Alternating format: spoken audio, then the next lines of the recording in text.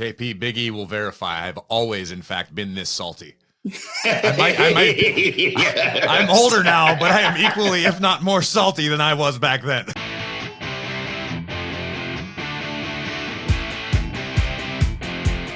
Welcome to After the Bell. I am still Corey Graves, and believe it or not, Money in the Bank is now in the rear view mirror. But worry not, we can now adjust our course to Detroit, Michigan for SummerSlam, hovering on the horizon, no doubt the biggest party of the summer. We got a lot to talk about, and I can't do it alone. So, of course, I dragged along my tag team partner for Monday Night Raw, the Fighting Irishman himself, Kevin Patrick. KP, I need some Money in the Bank takeaways, man. You and I got to stay stateside and watch like fans. We did. We got to stay home. We got to enjoy our 4th of July. Happy 4th. Hope everybody had a wonderful time with your loved ones. Money in the Bank was special, wasn't it? And you know what stood out to me was the fans, bud. The fans and the different flavor that they brought. I'm not saying they were better than fans from whether it be, SummerSlam of last year, WrestleMania. No, it was just different. It was a different feel about the arena. To hear chants like "Stand up if you hate Spurs," for example, before Finn Balor was to come out later on that day, knowing that Balor is a Spurs fan, that different feel. That's a reference to Tottenham Hotspurs Football Club, right, KP? I'm learning. You like to make fun of me. I still may be a Zava guy at heart, but I know enough to be. I'm learning. I'm stepping up my football game. Did you hear the Triple H Ted Lasso comment in the press conference? Yes, asking for Trent Crimm of the Independent. So good. Trent Crimm, Independent. Sorry. So good.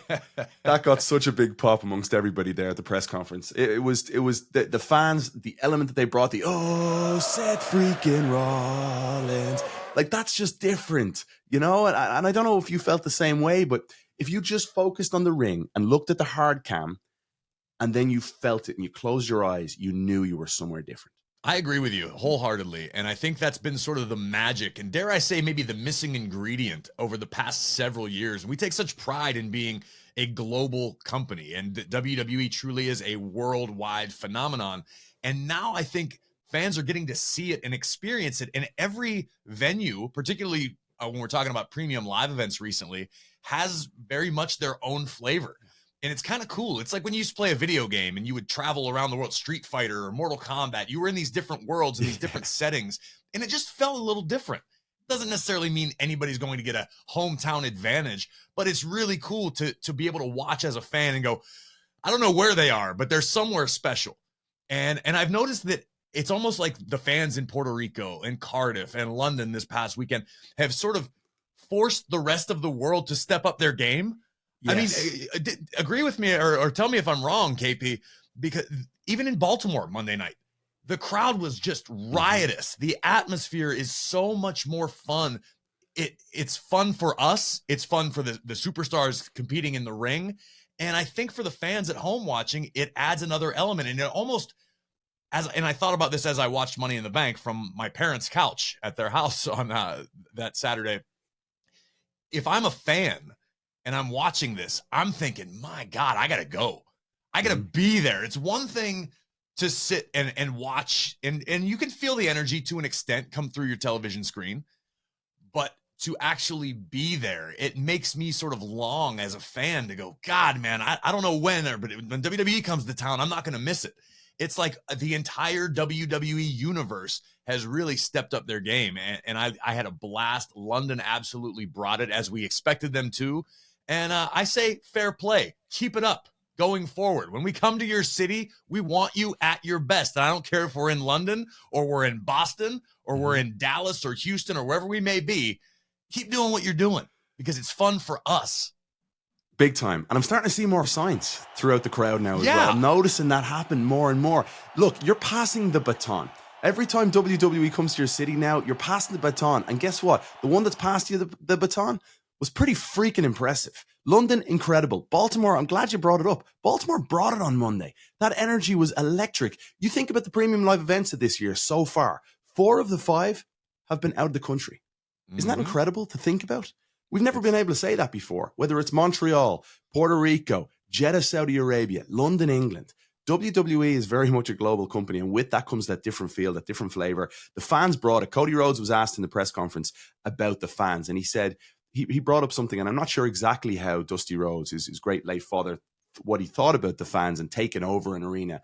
But Cody said, I disagreed for a long time with my father about this. And he says, I've always felt that the fans should do what they want and take over if you want, go a direction if you want. And that's certainly what we saw. And we, like, I expected, for example, Finn Balor to get an awful lot of love. Didn't happen. Seth freaking Rollins. He got his love, but not in comparison to Seth freaking Rollins, who was undoubtedly the favorite in that match. But that's the thing. I didn't know which way it was going to go. Sure. I didn't know if they were going to side with Finn, given his love for, his time spent in London. He's from across the water in Bray, Ireland. So I expected a lot more vocal love for Balor. Instead, Rollins, man, just captivated that audience. And it makes me realize when I watch Rollins every week what we're living in.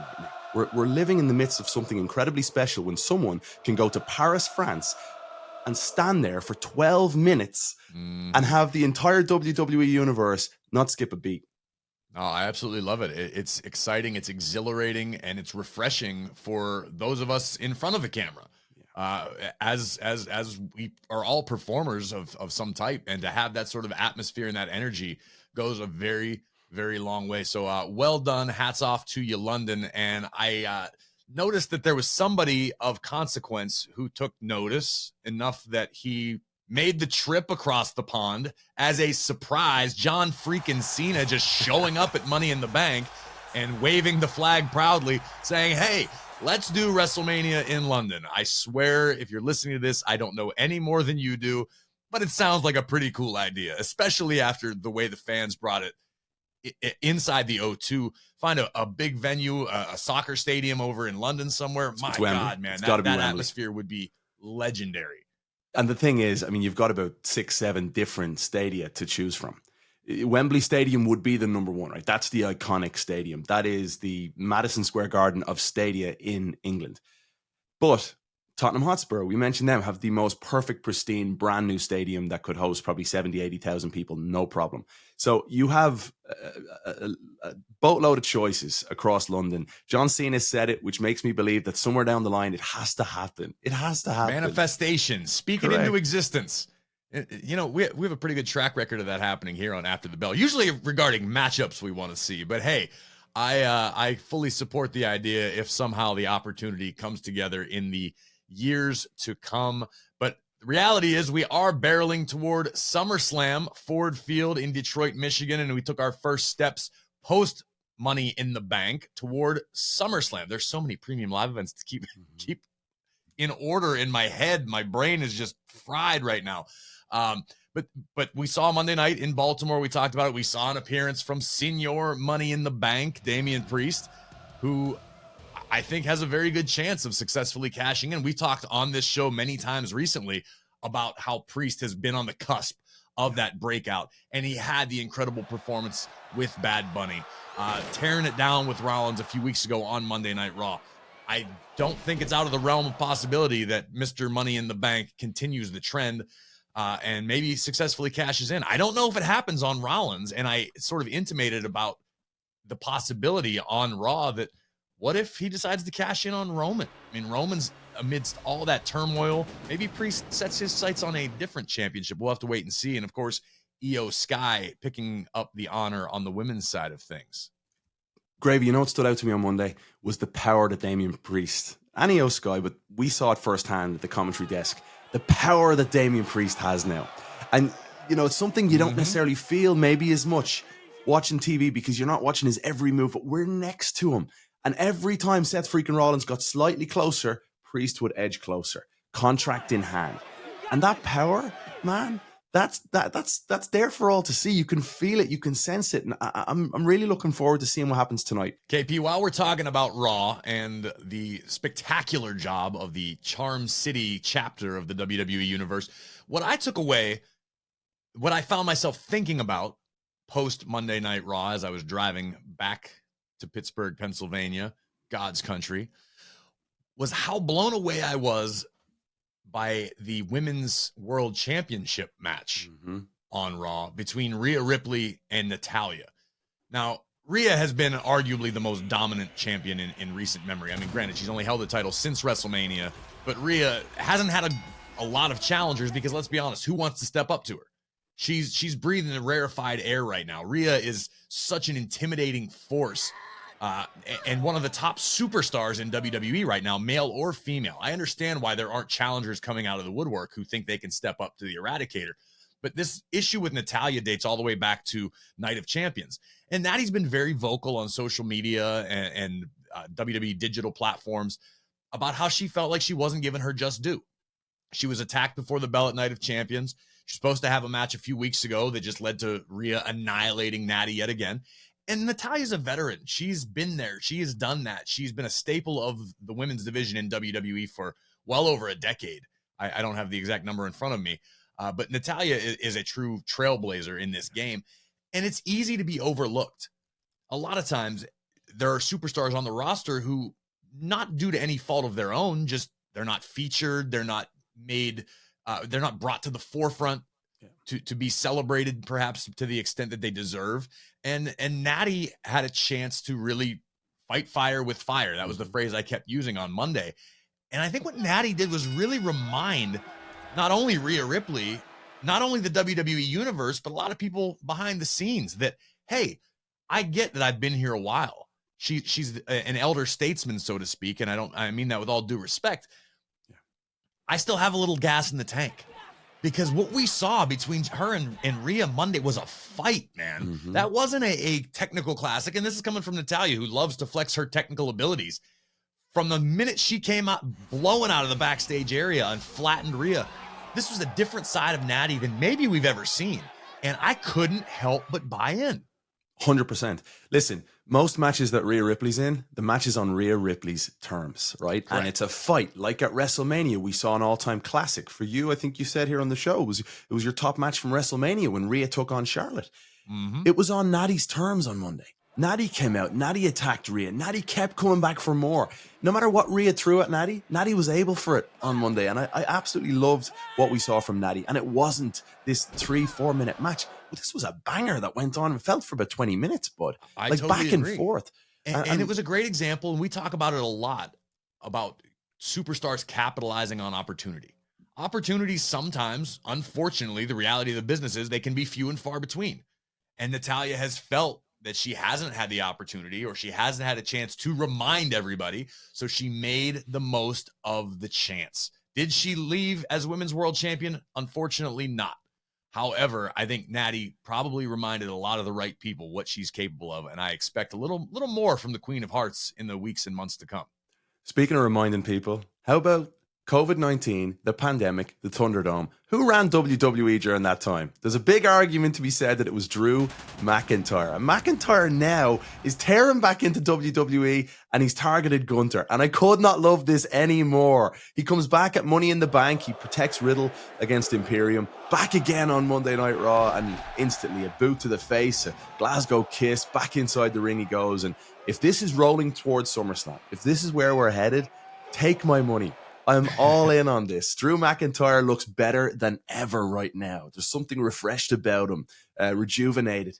And I'm buzzing to see the Scottish Warrior because we cannot forget what a big-time player Drew McIntyre is. You're absolutely right. You hit the nail directly on the head with that. As pertains to the Thunderdome era, Drew did put this place on his shoulders and keep us afloat as WWE champion in that time period. And I know Drew wants to do it the quote-unquote right way in the future. Drew still wants that run as the top guy while we're selling out stadiums, while the WWE universe is in full effect now. Drew obviously has a lot of unfinished business, but you're right. The time away, we haven't seen Drew since WrestleMania. Yeah. The time away is good for your body. It's good for your mind. We may be dealing with the most dangerous Scottish Warrior we've seen yet, evidenced by the fact that he stepped up to Gunther, the most dominant Intercontinental Champion in recent history, on the verge of breaking the Honky Tonk Man's record not too far down the road. Drew presents a massive roadblock to Gunther receiving that accolade, being able to hang his hat as being the longest reigning of all time, because McIntyre is a fire-breathing dragon. And Drew came back jacked out of his mind. I think somehow he's in better shape than he was at WrestleMania, which it just seems impossible. And it's great for the WWE universe. It's great for Monday Night Raw because we have another bona fide top guy. And I say that from a sense that anyone listening understands what I'm saying. You can plug Drew into a main event any night of the year, and people are going to buy in. You can plug Drew into a match with Seth freaking Rollins tomorrow, and people are going to believe that Drew has that capability of dethroning Rollins. You could send Drew to the island of relevancy next week, and he could challenge Roman again, and people would go, okay, this might be it. He is that legitimate threat to everyone he encounters, everyone he steps in the ring with.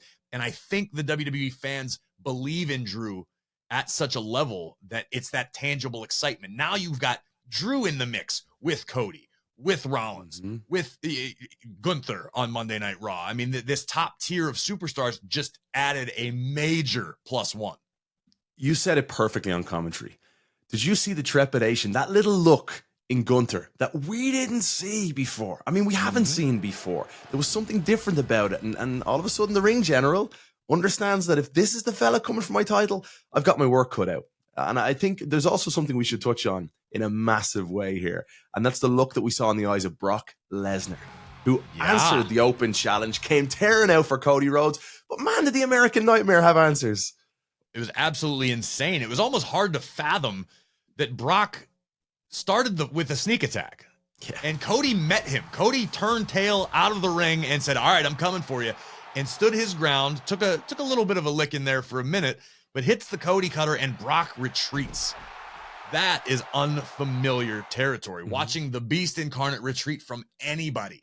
So maybe Brock saw that thing in Cody's eyes that you never get to see unless you're standing across the ring from him, that makes him the American Nightmare. I love that this rivalry has lasted already as long as it has, since the night after WrestleMania. It looks as though we could be headed there for SummerSlam. Sign me up. Big stadium, big atmosphere, Rhodes and Brock at SummerSlam. Man, that should be appetizing. Again, forget your technical wrestling. Just forget about it. This one is going to be an all-out brawl. Yeah, I love it. I love that to me is my favorite style, if you will, of sports entertainment. I appreciate the athleticism. And speaking of, Ricochet and Logan Paul standing face to face from one another. I don't want to say the potential for fireworks is extremely high, but you talk from a pure athleticism standpoint, Ricochet and Logan Paul, something to keep your eyes on. But talking about Natty and Rhea, talking about Cody and Brock, that I don't want to say it's a throwback, but it's not about technique. Yeah. It was about emotion. It was about passion. It was a fight. It was vitriolic. It was ugly.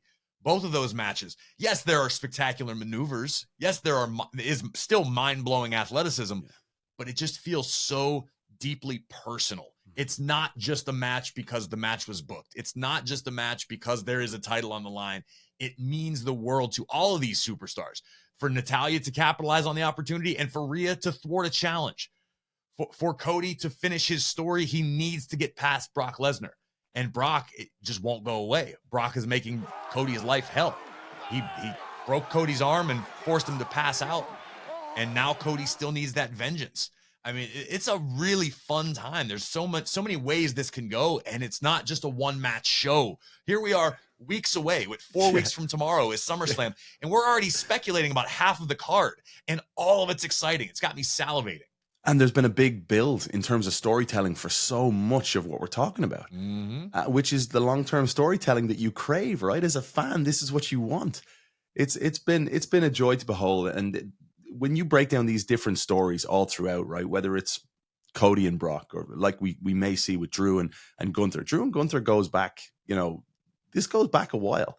These guys go back a long, long way if you want to go back deeper into their stories as well. So a battle for dominance between these two, it's something that you and I are very privileged and lucky to be ringside, to be able to tell these stories and just dive in and hopefully don't get flattened by one of them coming across our announce desk. No doubt about it. Can't wait to see how it all plays out. We will continue to take massive leaps toward Detroit Rock City over the next several weeks on Raw, on Friday Night SmackDown. But we're going to take this back to the past, KP. Last week, we appetized the ATB faithful. Is that a verb? Can you appetize something? Or is it always an adjective? It is now. We appetized we appetized your appetite. I don't know. We whet the appetite. Sure. Whatever it is, we gave you a glimpse at the goodness. He is a former Mr. Money in the Bank. He is a former WWE champion, and he is our guest. In its completion, here is the rest for your enjoyment of our amazing interview with the one and only Big E. So we chatted about you becoming Mr. Money in the Bank, but it was 57 days before you cashed in to eventually become WWE champion. During those 57 days, did doubt creep in? What was going through your head? How did you feel knowing that you had this career-altering opportunity on the horizon? Well, I mean, I felt that it was going to happen, but in the same vein, man, I don't know if embarrassing is the right word, but it's the first word that comes to mind, to have the briefcase and not cash in. I didn't want to be on that list. All right. Look, John Cena's on that list. So, and people argue, you can argue he's the greatest of all time. So there's no shame in being on the list. But for me, I was someone, I didn't want to get this close and not finish. I didn't want to get this close. And because who knows, with an opportunity like that, if I go to cash in and I fail, that might be it for me. That might be my only shot at even getting close to a world title. So for me, it was really important to finish that story. And along the way, I had an obstacle with old bum ass Corbin stealing my briefcase. We had a match on the pre-show of SummerSlam in Vegas, so I could win it back. But I was also I was a fan of his work too, and it's cool to see him going back to NXT. And he tore it up with Carmelo the other night. Yes, he did, man. And he's also on the low. He's also a guy like during the pandemic, we were working out together. He lives just down the street. So we've definitely gotten closer over the last several years. So I was, so we had that obstacle of going with Corbin and trying to get my briefcase back. But that was the biggest thing for me is I didn't want to get this close and not get that opportunity, man. It was harrowing at times, but I'm so glad that the cash in happened, that we were able to get to the finish line and do it in Boston. By the time the After the Bell faithful is listening to this interview, we will have a new Mr. and Mrs. Money in the Bank crowned. What advice would you give to them now owning the opportunity that had served you so well? Man, I feel like I'm one who is, I don't like doling out advice because I think I have shared a locker room with so many incredibly talented performers, many of them who've done this much longer than I have, who know what they're doing. So I'm not really one necessarily to offer advice, but mostly... I'm going to stop you and interrupt you, Big E, because as your friend, as a man who has known you for, I believe, 12 years now-ish, as a man who has no problem issuing advice on my own, you absolutely have more than enough credibility to give whatever advice you want. You're a freaking former WWE champion. Right. You were a member of the most successful faction in WWE history, in case you didn't know. Oh, by the way, at one point in your life, you squatted like 9,000 pounds, okay? You can give advice. It's okay, especially on After the Bell. You have our permission. Fine. That's fair. Here's the thing is I just mostly feel like in life, I'm just winging it. And I don't know how it's working out for me, but it's been cool so far. But thank you. Anyways, so I guess the biggest thing for me is general life advice is I feel like we're always looking for that next thing. Like I know, even having conversations with Sammy, like I know he was kind of bummed. I don't know if bummed is the right word, but he was in a position where he was this close to beating Roman, to being a world champion, and being the guy to beat Roman. And I think sometimes you can be so focused on where you want to go and having that ambition. And that's beautiful. Don't lose that hunger. But sometimes we, as wrestlers, as superstars, performers, whatever word you want to use, sometimes we aren't present. And sometimes we don't realize this is incredible. I'm having an incredible moment in my career. So I would just encourage people, man, be present. And that's one thing I can look back and I don't have any regrets about my time as world champion or my time with the briefcase because I really enjoyed it. I had a blast. And I felt like I did my best to be present. So that's what I would encourage everyone. Like once you win that briefcase, this might be the only time you have the thing. Enjoy it. I know it's a pain to carry around sometimes because it's not big enough to like fit all your stuff in, but it's a little too big to just easily stow away. It's a pain to travel with. I remember when I was with Dolph. So that was a cool thing too, is I first started on the road with the Mr. Money in the Bank. That's true. When Dolph had it. And he like that thing is a pain. Like I get it. And he had it a lot longer than I did. So he's always trying to figure out how to store it. So it can be a pain as far as traveling with it, but enjoy it. Enjoy your time doing this. It's special. What we get to do is special.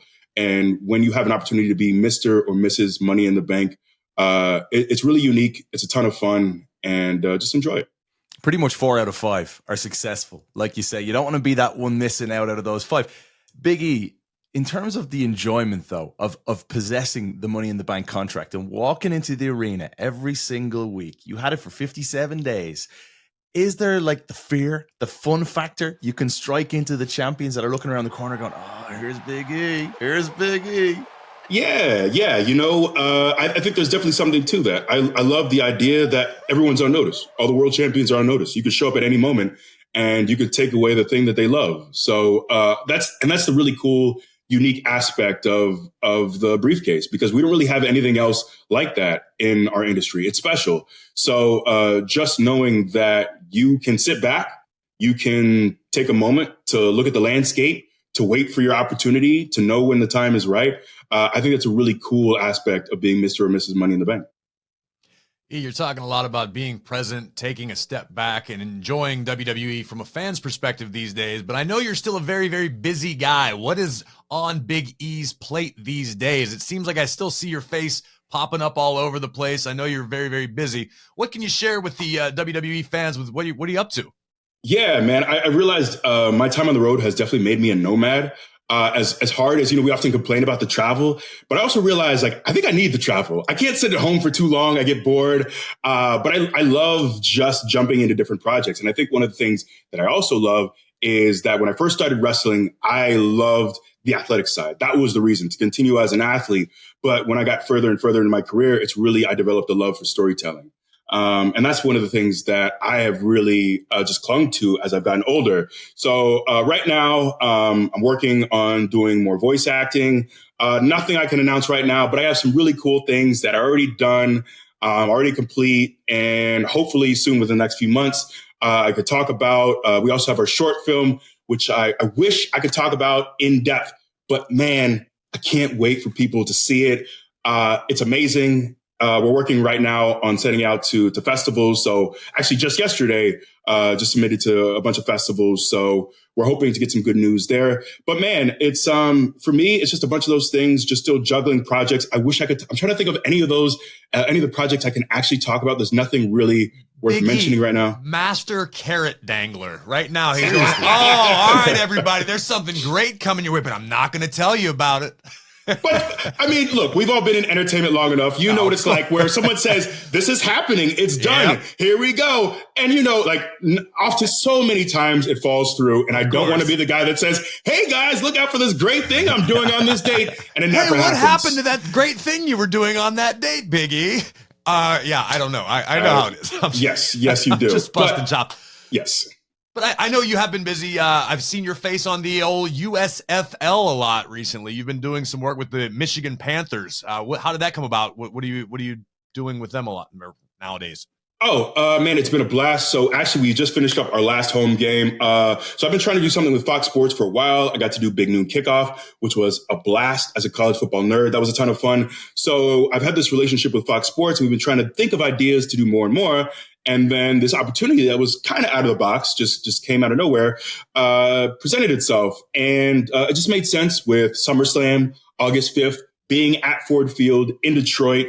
And so we had this, they came to me and said, hey, we have this idea for you to MC these games for the Michigan Panthers. And honestly, it has been a blast. I've had a ton of fun. And, the interesting thing with what we do in our industry is we get to travel the world. We've been to, how many times have you guys been to Detroit? Countless times, right? Exactly.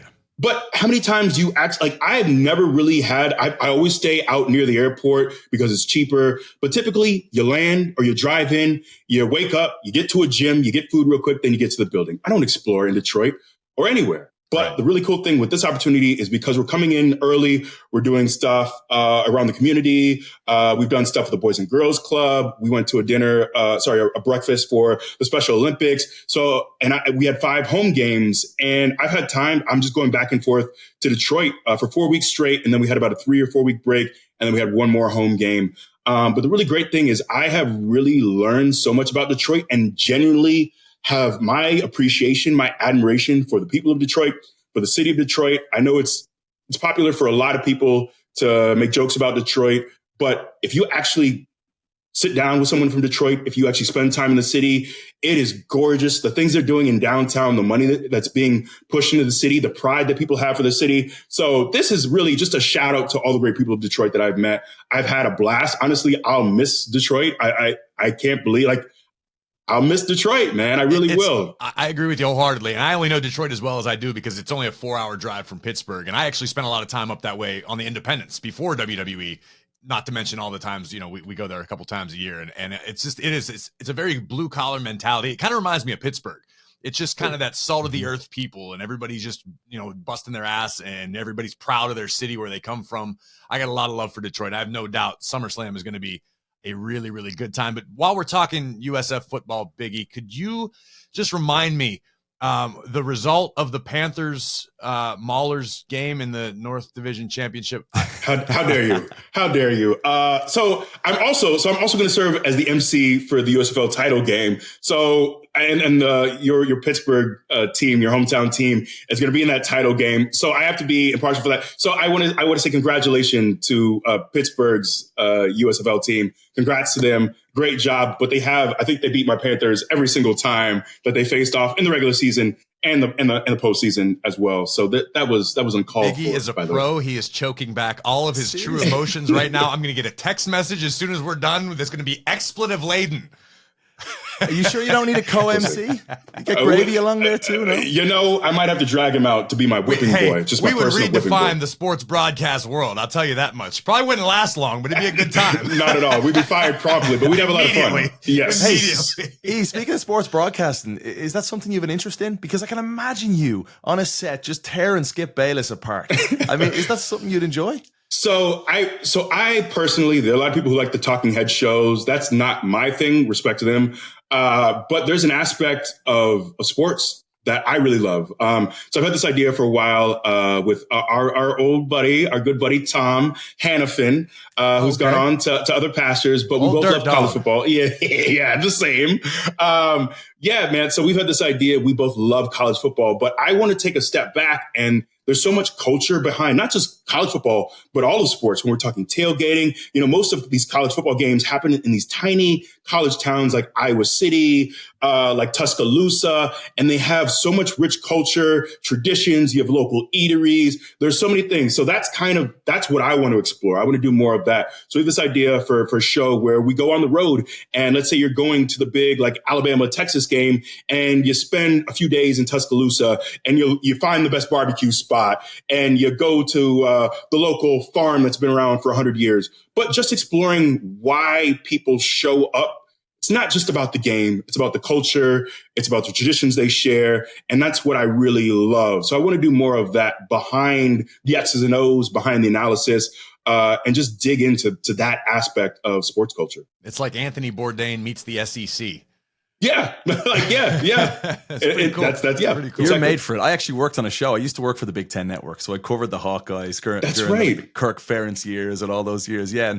And I was a graphics producer, actually. And we had a show at the time called Friday Night Tailgate with Melanie Collins and a comedian these days. I forget his name now, but they had a great time. I mean, but there's a void there now, it seems, for something like that. So you'd be perfect, man. I appreciate it, man. And college sports is so massive, especially college football. And I just feel like, there's 1,000 people talking X's and O's, but this would be something that I think it's kind of an underserved part of college football coverage, I think. So we'll see. Jordan Klepper. I remember his name, Jordan Klepper. Jordan Klepper.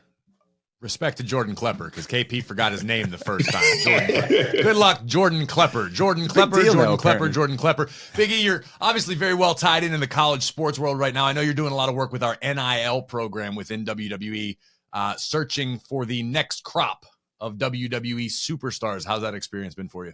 Man, it's been a lot of fun. It's been rewarding too, because the cool thing now is, part of me for a while, I kind of felt not guilt, but you kind of feel a certain way, especially when you first step into the industry and guys like you, Graves, who, really, spent time on the independent scene. They've always wanted to do this. You work and like wrestling is in your bones. It wasn't like that for me. But now I can look back and say, oh, even though I went a route that is, at the time was kind of untraditional in 2009, the cool thing is, I can speak now because this is the lane that the company's kind of in right now and it's not that they're just giving up on hiring independent wrestlers, but if we're going to make a commitment to bringing in athletes who have never taken a bump, who have never wrestled before, who don't know this industry, like I can speak to the experience of coming in like that. And also the cool thing is when we had the tryouts in LA, Bianca came in and she was amazing. And she's also someone who can speak to not watching wrestling, not knowing really anything about wrestling. And then she gives this a shot and you see her just absolutely blossom as a superstar. You see her passion for this grow. So sometimes, you're a little late to the business. You're a little late to understanding it, to loving it, to really just diving into it. So that's the really cool thing is now that we have all these athletes who come from college sports, who are done with college football, basketball, volleyball, dance, cheerleading, whatever it is. Now I can say, hey, I also came in 2009 not knowing a thing about what we do. And I could speak to my experiences. So that's the thing is that I really enjoy is, if you really love this industry, if you love this company, if you love what we do, you want to see it be healthy when you're old and broken down. You want to see stars come in. And it's, I'm 37 right now. I want to see people who are 22, 23, who might not understand the business, come in and develop a love for it and be hungry and bring something new to the table. And I want to be at WrestleMania in 20, 30 years and see that the business is in a much better place than it was when I was doing it. So that's the one thing is I just want to do things now at my age that really speak to me. I don't want to do things just for a check or just because I'm bored. And this spoke to me as soon as they said, hey, we want to bring you in to the tryouts and to going on college campuses as well, doing the NIL stuff. I jumped at it because I said, yes, this is something I can speak about passionately, honestly. And I can bring something to the table here that other people might not be able to. So it's been a ton of fun for me. It's been really rewarding. I believe in it. I'm excited to see, there's some of the people, I think my first tryout we did SummerSlam was in Nashville last year. And so now we're seeing some of those cats, men and women who got signed. Now we're seeing them in NXT and now we're able to kind of track their progress. So it's been a ton of fun and really rewarding. And that's my hope is I just want to see the business. I want to see our company be in a great place in 10, 15, 20 years. I love a lot of what you've just said. I came from the outside. I've spoken in detail with Bianca Belair about her facing imposter syndrome. Is that something that you faced years ago? And is that something you work with the athletes in the NIL program? Yeah, for sure, man. Because, it's our business is not easy. Or normal by any stretch of the imagination. There is nothing you can do outside of this business that will adequately prepare you for this business. However, conversely, if you succeed in this business, I think it should be akin to like a Rhodes Scholarship. If you can last here in this machine for as long, any duration and have any type of success, it's like I could go manage a freaking corporation right now based with just the knowledge you can't help but absorb being here. No, seriously, man, because you learn to deal with chaos for one, because that's the thing is if you can't deal with chaos, you can't survive in this industry. You really can't because it's, things being changed last minute. It's times, you're in the match and things are changing mid-match all the time. It's live. So you get the one take at it. We really just throw so much at you in this industry. But, I guess I was definitely someone who has dealt with imposter syndrome for a long time because I look around at guys like Seth Rollins. I look around at some of the guys that I was in FCW with who had been doing this for 10, 15 years. And I can't even hit the ropes properly, when I first come in. So you have all these moments where you think you're not good enough. You wonder if you'll ever be called up, if you have a place in this business.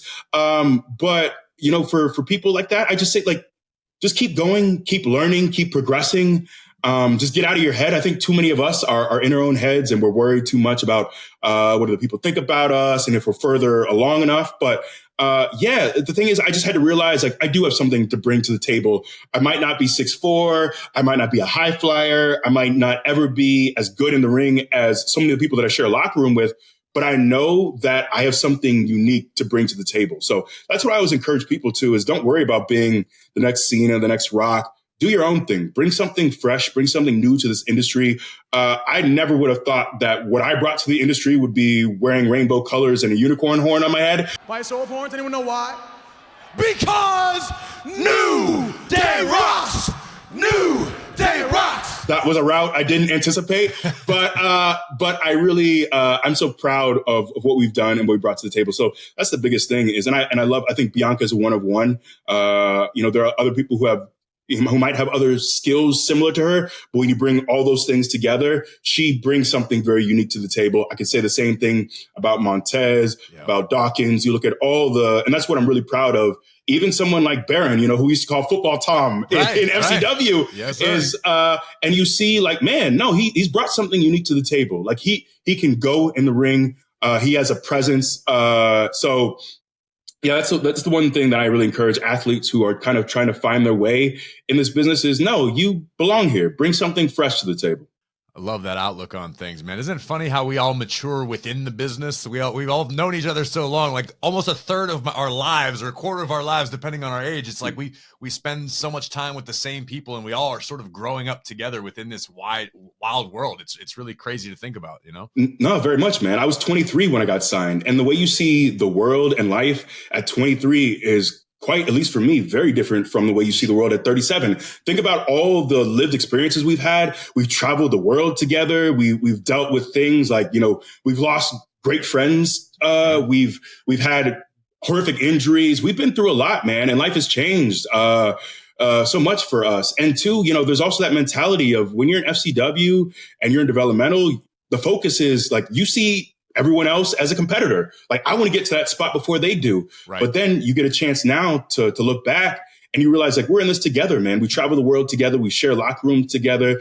There are so many people that I have seen more, I spent more time with Kofi and Woods than I've spent with anyone else the last 10 years. There's so, you just go through so much over those years in a demanding business. It's not easy at all. So you learn that, no, I don't have to see Graves as the guy that I'm competing with that I need to, just get out before he can. No, that's someone who gets what I'm going through. That's someone who's been in locker rooms. He's dealt with the bumps. He's dealt with the injuries. He knows the ups and downs. So that's the cool thing now is being older, something that I feared. I was always worried about getting older, being in my 30s. But no, it's a really beautiful thing now is you look back with a much different perspective and you have all these lived experiences to lean back on. And now you appreciate certain things that you didn't when you were younger. KP, Big E will verify. I've always, in fact, been this salty. I'm older now, but I am equally, if not more salty than I was back then. I didn't want to bring it up, Big. I'll let you take that away. That's very true. I can verify that. Yes, every word. Oh, man, what beautiful words, though. I wish we could bottle that up and just carry it with us. You talked about losing close friends and aging. Aging is the ultimate privilege. It really is. So many people don't get to do it. And for you to have those words at 37 now, given the adversity that you've faced, I think an awful lot of people are going to take an awful lot from what you've just said, Big E. So thank you for sharing all that. No, of course, man. It's really been beautiful. And these are like my favorite kinds of discussions too with my friends who, and now when I look around, in my 20s, my friends were mostly all single. I had like one married friend, but now like all my friends are married with kids. We've been through a lot. So now you just see the world differently. And the cool thing is now when I watch Raw, when I watch SmackDown, when I watch NXT is I am so proud of so many of my friends. Like I'm so proud, man. Graves, bro, you're a mainstay. You're one of the voices that people will grow up with. So many kids will say, that was the voice of my childhood. It was Corey Graves. You know what I mean? Like that is a beautiful, beautiful thing. So now I can sit back and I'm so proud of, see Seth and Becky, like they're married now and they have a kid now. I remember when they were just separate individuals hustling. So it's just, it's very cool to get old, even though I see my hairline just going back further and further by the day. You know what? I can deal with the physical costs because the other things in life are really beautiful at this age.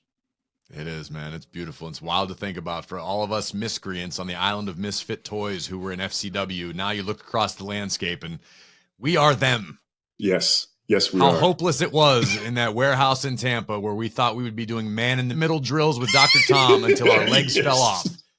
And now we look, and from you to Woods to me, Rollins, Sammy, Cesaro, I mean, everyone's thriving, even if they're not here, thriving. Like, we have taken over the business, and it's really, really cool to really sit back and say, wow, yeah, we did that. What a long, strange trip it's been. Yeah, man. And to see us at the top of the card too. You know, so many of us when we first came up were working to get there. But now I look around and so many of the people that we struggled with, that we sweat with, making $500 a week in that warehouse, now like knowing, oh, it was all worth it. And that's the one thing is I think for me, as someone who was like, you know, I was like, are they going to fire me after 3 months? And am I going to be gone soon? Can I even do this? If I do get called up, will I last for more than a few weeks? That's the cool thing now is I can look back and say, yeah, it was all worth it. All the time that we sweat, all the time that we did street team, that we had Alfred yelling at us. Oh my God. That KP, next time we have a few beers after the show, you got to ask me about street team. That's a whole other can of worms. That's a podcast in and of itself. I'm all about putting your dues in, but street team was awful, man. It was not fun. But we made it, man. We made it. We pushed through, and I can look back and I'm grateful for those experiences. I'm grateful for the bonds we made, and I look back so fondly at all those things. I love it, man. How would you sum up how important Kofi and Woods are to you? Oh man, those are the brothers, man. That's family. And those are guys when we're in our 50s, 60s and whatnot. Those are guys that I think we'll still be texting each other. We'll plan family vacations. I'm so proud of those guys that to me, their legacy, they still have a lot more time left. They have many more incredible things to do, but their legacy is already etched in stone. I even look at a guy like Woods. Kofi, I already feel like when I met Kofi, he was already like a legend. So it's all right, you know, Kofi's already fine. We talk about Rey Mysterio being timeless. It's time to start putting Kofi into that conversation. Kofi has been going for what feels like decades. Like, I feel like I grew up watching Kofi, and I've known the guy for 15 years. Exactly. And it's like he doesn't age either. I don't understand. But I look at a guy like Woods, and I'm immensely proud of Kofi too. Obviously, don't get me wrong. But I think of Woods and I think of his position. And I don't know why I keep going back to FCW, but that's where I first met him. And I think of where he was at. I think of a guy who I remember when he first walked into FCW with these massive lifts in his boots because he might as well have been on stilts because he'd been told time and time again, you're too short, you're too short, you're too small. So he's coming in like, this is my one opportunity. I'm not going to waste it. So he comes in with these massive lifts. And he had the fro at the time. So between the lifts and the fro, I think he was about 8 feet tall. I think so. But so I think of a guy like that who, you know, it just, when I thought about like, oh, where can I see him on the main roster? You know, for a lot of people, he was just told no so often. He was never really put in a great spot in FCW. He just didn't seem like, he talks about having the worst debut of all time. And I think he has an argument for it. It's up there.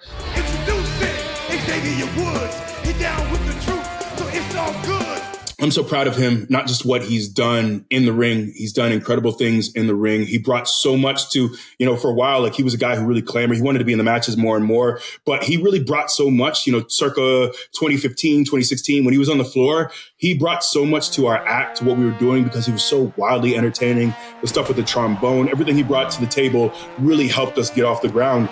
But then seeing him really kill it in the ring, get those opportunities to be in great matches, you know, it's so heartwarming for me to still people still bring up the Hell in a Cell match with the Usos, because we still think that was so special. And so much of that is Woods' mind. It's him, you know, we all brought the best of ourselves to that. and he brought the best of himself to that. But it's also what he's done outside of the ring. Like, this man has created jobs. He's created a gaming channel that brought the locker room together, that got the boys and the girls paydays. We've had opportunities to go to incredible, Comic-Cons, to just do amazing things because of this. And so he's really, I don't think we will really understand the impact that he's had on the industry. Much of it might be behind closed doors, but he's really helped people in so many ways. He's a beautiful human being, a really giving person. So he's just someone that I want to give him his flowers at all times because he's amazing. And like, what can you say about Kofi? Just the kindest, best human you'll ever meet, except when it comes to video games. A god-awful sport, whether he wins or loses when it comes to video games. But other than that, an incredible human being. I'm just shocked that there is, in fact, something that irritates Kofi. I didn't think it existed. You have pinpointed it. Now we will all exploit that. Future opponents, everybody, just know, get in Kofi's head in the locker room playing video games. Trust Big E. He just revealed the secret to Kofi's downfall. He's a terrible sport. Other than that, a tremendous human being. That's Kofi. Yeah. E, man, I appreciate you hanging out with us today. We could continue this chat for hours, and maybe we shall. So you're welcome here on ATB whenever. Before you leave us, I was going to ask you for an update. How you feeling? What do we have to look forward to for Big E in the future? I feel great, man. Unfortunately, I don't have a timetable, but the great thing is I feel 100%. I don't even feel like someone who broke their neck. My mobility is incredible. It's great. My strength is great. I have no issues whatsoever. So I wish I had some answers on returning to the ring. I got nothing, unfortunately. But the really beautiful thing is I feel great. Body feels great. I'm really thankful for that. So yeah, man, life is good. I'm blessed. I can walk around. I can touch my toes. I can go to the gym, all those things. So really grateful. And once again, I want to say thank you so much to, first of all, the EMTs who were there on a very timely, everyone who I thought, it's a little contusion. I'll just get up. I didn't think my neck was broken at all. It's like, I'll just get up. But thankfully, people got to me before I could even do that. So thankful for the people in Birmingham at the hospital, Dr. Dugas, who took great care of me, for everyone who was just there for me, for people who texted me, who emailed me, all the people who checked in, fans, peers, family, loved ones. Oftentimes we look at the internet, we look at Twitter, we think of wrestling, Twitter, the community. Sometimes it can be a dark place. It can be less than ideal. But for me, I just saw a really beautiful community that reached out, that wanted to support me, that was there for me, not just the day of or the day after, but weeks after, months after. I really am so proud to be a part of this community, to be a part of this industry because of that. And I'm really grateful for all those things. So thank you to everyone. I love you guys. Appreciate the love, the support. I am doing beautifully. Mind, body, soul, all those things are incredible. I'm fortunate to be alive, blessed to be alive. I'm grateful. Thank you all. Love you. Tip your waiters, pay your taxes, all the above. You look great. Above all else, you look fantastic. Big E, we are grateful for you. We're lucky to have you. Where can the ATB faithful find you on social media? I'm at WWE Big E on Twitter and on Instagram. I have a TikTok, but I barely post it. Like, do I have to be on TikTok? It's not even a shot at TikTok. I just can't. It's just draining. I'm 37, man. I can't do any more social media, man. I need someone to handle it for me. Also, before I forget, I'm an idiot because there's so many things that I am doing that I can't talk about. NBC Hot Wheels. It's an incredible new show. Check it out. I don't know when our episode drops, but I had the privilege to be the special guest judge for that show. It's a ton of fun. It's on Peacock and on NBC as well. Also, we did Family Feud, the men versus the women. That'll be coming out this summer. That was so much fun. You guys got to check it out. It was incredible. We also did The Weakest Link, which I also think drops this summer as well, which was an all WWE version as well. So we have some fun game shows coming up. Enjoy them. Yes, they were fun. He forgot to mention those. I know. Seriously. That busy. Think about that. Forgot to mention you hung out with Steve Harvey, Big E. That's a dream of mine. Yeah. I mean, you're right. You're right. There's a lot going on. There's a lot of good things going on. I'm blessed. Things are great. So yes, check those out. Make sure you're following Big E at WWE Big E. Keep up with all things Big E. And make sure you're following us at After the Bell WWE on Twitter, Instagram, and Facebook. You can find me at WWE Graves. You can find KP at Kev_Egan. Listen for free wherever you get your podcast. Just search After the Bell and smash the follow button so you never miss an episode. And as a reminder, full episodes of ATB are available on the official WWE YouTube channel each and every Monday. We'll be back next week with more wisdom, more vitriol, and more WWE After the Bell. Like what you hear? Catch full episodes of After the Bell wherever you get your podcasts. Follow us now and never miss an episode.